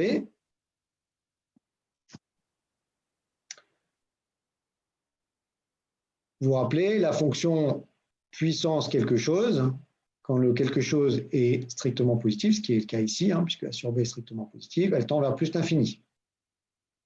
Donc, je vais me ramener à log de u sur u, avec u qui tend vers plus l'infini, donc ça, je sais que ça tend vers 0. Donc, ça tend vers 0, puissance b, évidemment, ça ne change pas, ça va toujours tendre vers 0, et la constante qui est devant ne change pas la limite. Conclusion, la quantité de départ tend vers 0 quand x tend vers plus l'infini. Voilà, alors, à partir de ça, vous voyez un peu le principe, on se ramène en fait à finalement toujours la limite de départ qui est celle-ci. À partir de celle-ci, j'ai montré celle-là, en posant u égale exponentielle x, et j'ai montré celle-là, et bien tout simplement en utilisant la propriété du fait que le logarithme de x puissance quelque chose me redonne une constante fois le logarithme de x. Voilà, donc on peut traiter, je ne vais pas le faire maintenant, donc ça je vais vous demander de le faire en exercice, c'est un très bon entraînement, de démontrer les limites suivantes, d'accord? Exactement comme je viens de le faire, c'est-à-dire en vous ramenant à, alors de préférence, toujours log de x sur x en plus l'infini. Alors, éventuellement, si vous n'avez pas trop d'idées, vous pouvez commencer par des cas plus simples. Par exemple, ici, vous pouvez commencer par la limite quand x tend vers 0. Alors, c'est 0 plus, je n'ai pas mis, parce qu'évidemment, le log de x n'est pas défini en 0 moins. Vous pouvez commencer par les cas a égale b égale 1. Donc, quelle est la limite de x log de x? Donc, ça, c'est une limite à connaître. X log de x, quand x tend vers 0, ça tend vers 0. Démonstration, c'est simple, on se ramène à log de y sur y, en posant tout simplement y égale 1 sur x. Voilà, donc on peut faire un peu la même chose pour les suivants, mais plutôt que de vous montrer à chaque fois comment le faire, la meilleure manière de savoir le faire, c'est de le chercher vous-même. Vous allez voir, ce n'est pas très très compliqué, mais c'est vraiment le fait de le chercher qui va faire que vous saurez le refaire ou pas. Est-ce qu'il y a des questions avant que je passe à la suite? Monsieur, oui. En fait, pour utiliser cette fonction usuelle, il faut la démontrer à chaque fois ou on peut l'utiliser directement? Pour utiliser quoi? C'est les résultats de ces fonctions usuelles, les limites, les résultats de limites. C'est-à-dire comme ln de x sur x lorsque x tend vers plus l'infini. Non, ça, vous n'avez pas à le redémontrer, ça fait partie du cours. Ça, en fait, c'est ce qu'on appelle les règles de croissance comparée. D'accord. D'accord, donc toutes ces limites-là, en fait, alors en tout cas en plus l'infini, puisqu'on les a vues pour les suites, on les a revues pour les fonctions, Ça, par exemple, c'est vraiment du cours, c'est la croissance comparée de l'exponentielle voilà, de a fois x avec un quelconque C'est-à-dire on a le droit de l'utiliser directement. Voilà, tout à fait. Ça, vous avez le droit de l'utiliser directement. Merci.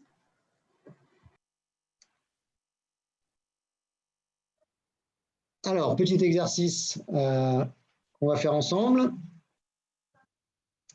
Donc, voici 3 fonctions dont on vous demande de calculer les limites en plus l'infini et moins l'infini.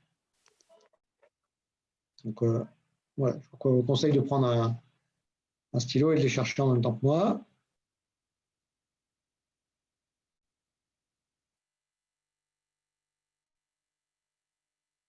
Alors, je vais...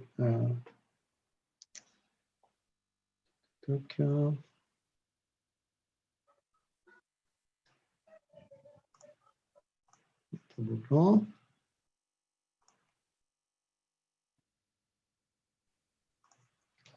La première fonction, f de x égale x puissance. Alors, là, il faut que...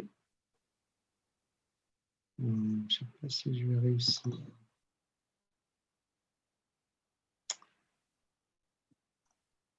Ouais, alors, attendez, parce qu'évidemment, là, j'ai un petit souci. J'arrête 2 secondes le partage pour accéder. Sinon, je n'ai pas accès.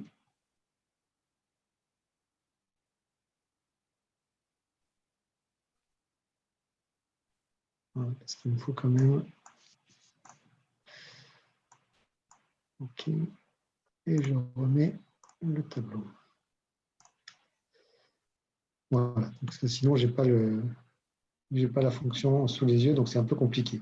Donc, x puissance moins 5 logarithme de valeur absolue de x.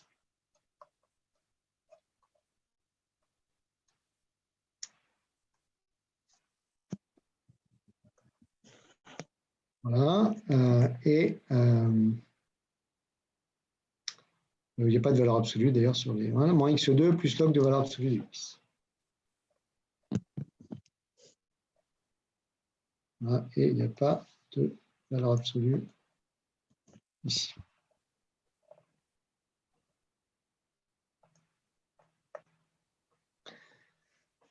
Alors, quand x tend vers plus l'infini,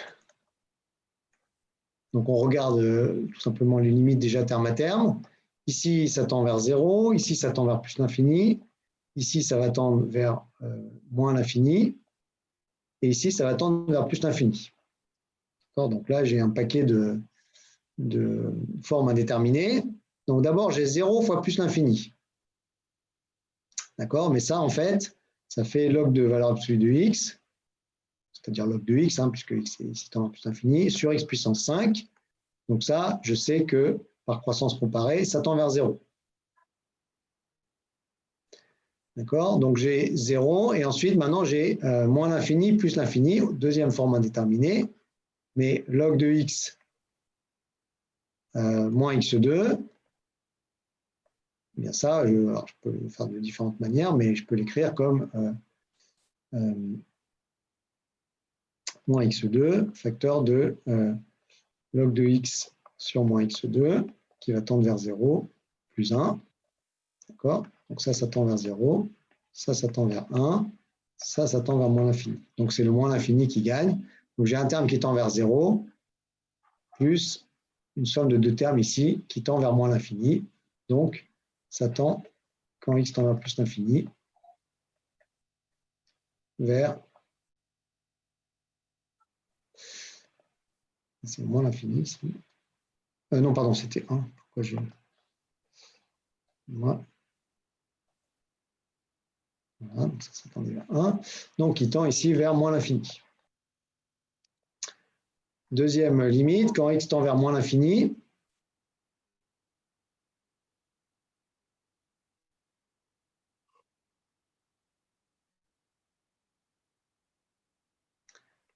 log de x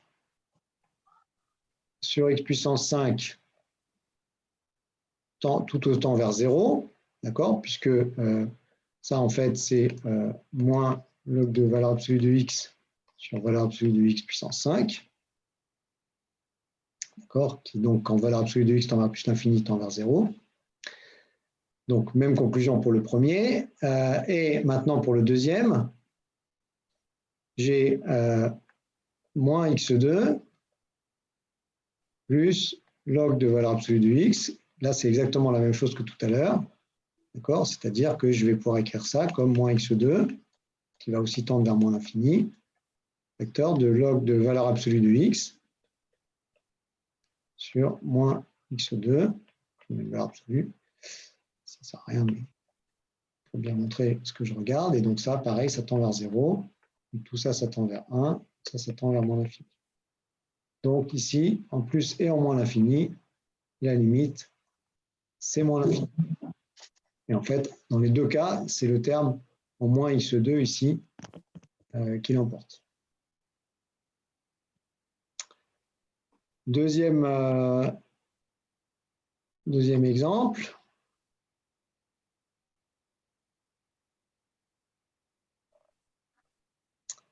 Donc f de x.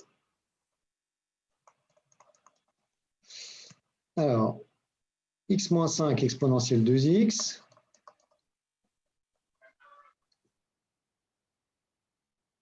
Plus x moins 2 exponentielle moins x.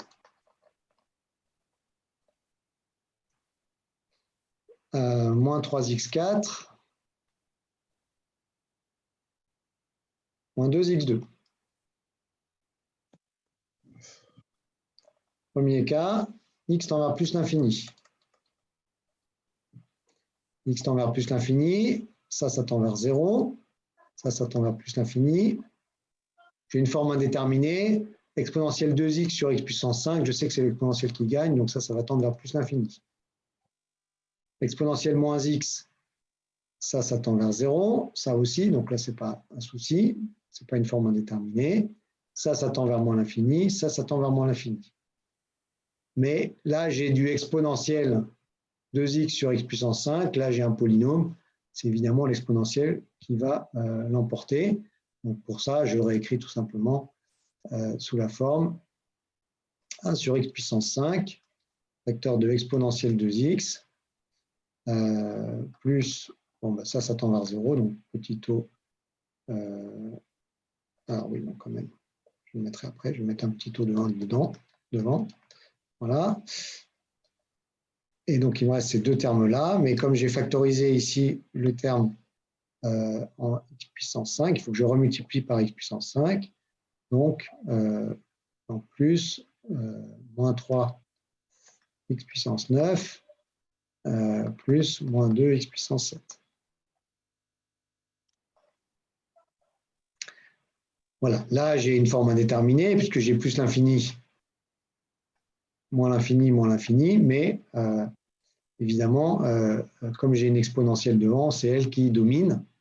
D'accord? C'est-à-dire que ici, ça, c'est un petit o de exponentielle 2x. Et de même, ici, j'ai un petit o de exponentielle 2x. Conclusion, en fait, cette fonction est équivalente à exponentielle 2x en plus l'infini sur x puissance 5. Et donc, par croissance comparée, ça va tendre vers plus l'infini. Voilà, alors rapidement, je ne vais pas tout écrire. Hein. En moins l'infini, qu'est-ce qui va se passer? En moins l'infini, là, je n'ai plus une forme indéterminée, du coup, parce qu'exponentielle 2x tend vers 0, puisque 2x tend vers moins l'infini. Mais par contre, ce terme-là, maintenant, va tendre vers plus l'infini, et c'est l'exponentielle qui va l'emporter. Donc, exponentielle moins x sur x carré, évidemment, le sur x carré n'empêche pas le tout de tendre vers plus l'infini, et plus l'infini plus vite, évidemment, que par rapport à ces termes-là qui tendent encore vers moins l'infini. Donc, en moins l'infini, la limite va encore être plus l'infini. Voilà, je vous laisse faire le dernier exemple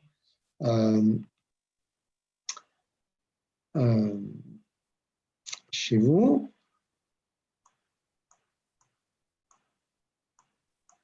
Excusez-moi, monsieur. Oui, je vous écoute. J'ai pas compris pourquoi vous avez mis un petit taux de 1 sur la deuxième ligne. Ah, parce que ici, ça tend vers 0.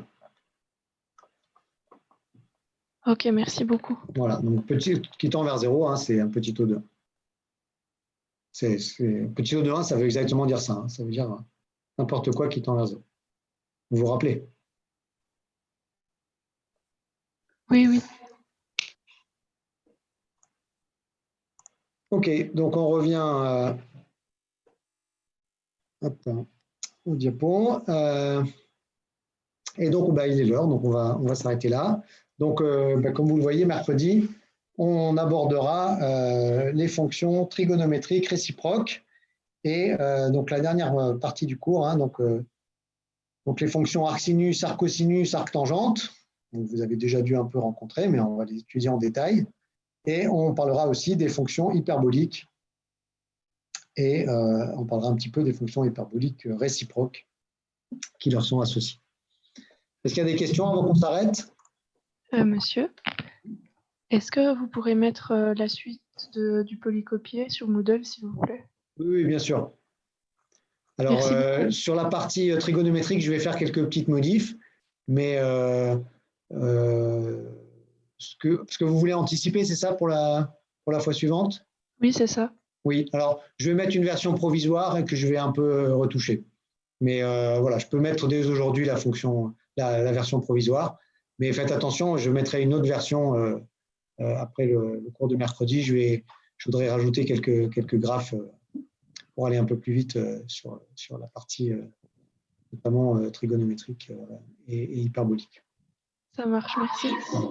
Je vous en prie. Est-ce qu'il y a d'autres questions? Oui, moi j'ai quelques questions à vous poser concernant les DM. Oui.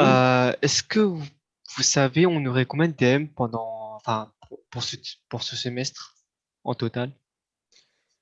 Parce que là, on est en 6e DM, on a rendu à 15h. Et vous savez, il reste encore combien de DM? Ça va dépendre un peu des contrôles, mais normalement. Parce que là, au tout début de l'année, vous avez dit qu'il y aurait 8 environ. Oui, c'est ça, c'est de cet ordre-là, mais peut-être un peu plus, ça peut être 9. Ouais. D'accord. Plus vous faites de DM, plus vous êtes préparé. Hein. Oui, c'est ça. Et meilleur est votre note bonus. Donc voilà, c'est l'intérêt des DM, c'est vraiment. En fait, c'est le moment, les DM, où vous écrivez tranquillement chez vous des démonstrations rédigées. Donc c'est vraiment le moment où vous vous entraînez à faire ce que vous ferez ensuite en temps limité. Oui, parce que ça ressemble beaucoup au partiel. Oui, cette année, j'ai changé par rapport à l'an dernier où les DM, c'était plus, disons, ça correspondait aux exercices étoiles, en gros, de cette année. Là, cette année, j'ai vraiment décidé de prendre des exercices typiques de partiel. Oui. Donc, voilà. Donc, sauf si vous avez décidé de pas du tout vous entraîner et de pas du tout travailler, ce qui est votre droit. Hein, mais non.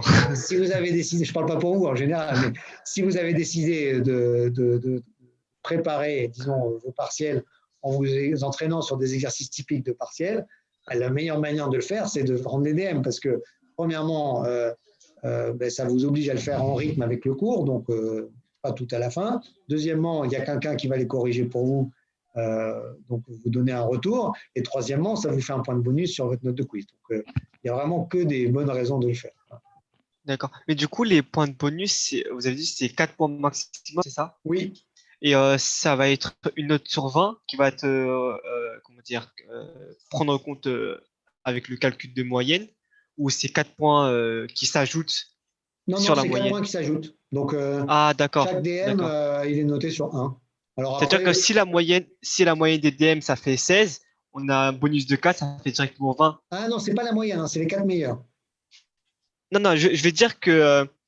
comment dire? Ah, la moyenne des quiz, vous voulez dire? Oui, c'est ça. La moyenne des quiz, si on a 16, on rajoute encore les 4 points de bonus, ça voilà, fait 16. Ça fait 20.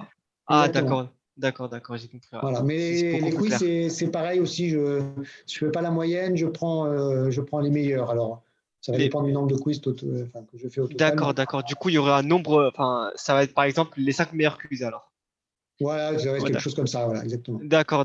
C'est beaucoup plus clair. Voilà. C'est bon pour moi. Je vous remercie. Est-ce qu'il y a d'autres questions? Oui, j'ai une question. Quand sera mis la correction du DM6, s'il vous plaît?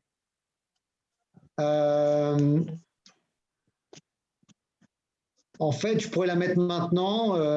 Souvent, j'attends que ça soit fait un peu en TD. Mais si vous préférez, je peux la mettre rapidement. Vous posez la question pour la voir rapidement, j'imagine. Oui, enfin, quelqu'un avait posé la question sur le groupe, le chat, et du coup. D'accord. Bah, oui, en fait, en général, je ne la mets pas tout de suite pour pas que certains se disent, oh, ben, j'ai la correction, ça ne sert à rien d'aller écouter en TD. Mais bon, à vrai dire, voilà, c'est à vous de gérer ça. De toute façon, vous savez que la correction sera sur Moodle, donc on va dire ça ne change pas grand-chose. Monsieur, Donc, effectivement, ben, je peux la mettre tout à l'heure. Oui. monsieur. Oui. Donc, si j'ai bien compris ce que vous avez dit juste avant, c'est que la note bonus des DM, ce sera les 4 meilleurs DM, c'est ça? Oui, tout à fait. D'accord. Donc, il suffit d'avoir 4. Donc, si on a, on a 3 DM avec 1 point et 2 DM avec 0,75, on aura 3,75. Voilà. Ok, d'accord. Alors, ce n'est pas une raison pour vous arrêter Oui, c'est sûr, de faire oui. les DM quand vous avez 4. Hein, sinon, je changerai cette règle pour l'an prochain. D'accord. Mais bon, okay. je pense que, bon, j'imagine que quand même, voilà, chacun est merci. Suffisamment intelligent pour comprendre que ce n'est pas son intérêt, même si évidemment, la note est qu'une incitation parmi d'autres, qu'un intérêt parmi d'autres, on va dire, à faire les DM. Mais effectivement, si vous raisonnez uniquement d'un point de vue comptable, une fois que vous avez votre 4 points de bonus, ça n'améliorera pas vos notes, en tout cas votre note de bonus, de continuer les DM. Mais c'est clair que ça a une incidence directe sur votre note de partiel après. Ça, je peux vous le garantir. Excusez-moi, monsieur. Oui. Est-ce qu'on pourrait avoir le DM7 dès maintenant, s'il vous plaît?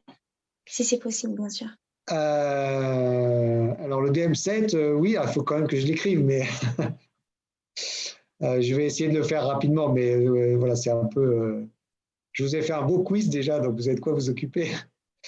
Mais voilà, je comprends que vous aimez bien avoir les choses à. Pardon? J'aurais bien aimé avoir de l'avance. D'accord, ok. Bah, écoutez, je fais de mon mieux, mais voilà, tout ça, ça demande beaucoup de temps à préparer. Oui, je comprends. C'est pas grave, merci. Si je peux faire plus tôt, je fais plus tôt, pas de souci. Merci. Merci. Est-ce qu'il y a d'autres questions? J'ai une question rapide par rapport au quiz. Est-ce qu'à partir du moment où ils sont mis en ligne, on a une certaine date où on peut, enfin, pour les faire, je veux dire? Alors, vous parlez des quiz d'entraînement ou des quiz notés? Non, les quiz notés. Alors, les quiz notés, en général, vous avez une semaine pour les faire. D'accord. Donc là, celui-là, vous le voyez, en général, il faut aller cliquer dessus et vous allez voir jusqu'à quand il est ouvert. Donc, le premier quiz noté, là, il est ouvert jusqu'à dimanche soir. D'accord, ok, merci.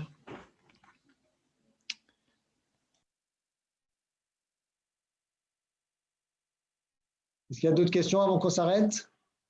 Monsieur, du coup, le CC, on est d'accord qu'il est décalé, qu'il n'est pas la semaine prochaine? Non, il n'est pas la semaine prochaine. Ok, très bien. Vous serez prévenu suffisamment à l'avance. A priori, il serait plutôt début décembre. Mais bon, je ne peux pas vous confirmer encore. J'attends le retour de la scolarité. D'accord, merci beaucoup. Je vous en prie.